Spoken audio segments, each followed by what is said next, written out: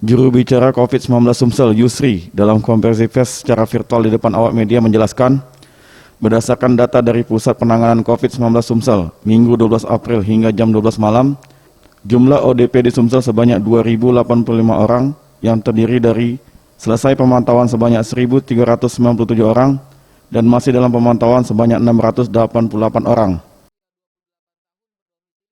Sementara total ODP sebanyak 69 orang. Selesai pengawasan sebanyak 49 orang dan dalam proses pengawasan 20 orang dengan penambahan ODP per 12 April 2020 sebanyak 4 orang. Untuk yang positif COVID-19 di Sumsel sebanyak 18 orang. Sementara untuk jumlah kasus COVID-19 yang sembuh sebanyak 3 orang dan yang meninggal sebanyak 2 orang.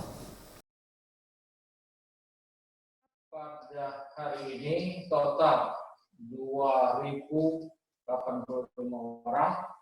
Jumlah ODP selesai pemantauan 1.397 orang.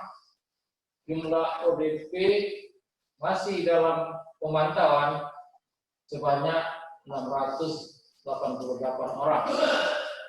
Kemudian jumlah sampel yang diperiksa sebanyak 183 orang. Jumlah sampel yang positif 18 orang. Jumlah sampel yang negatif 88 orang.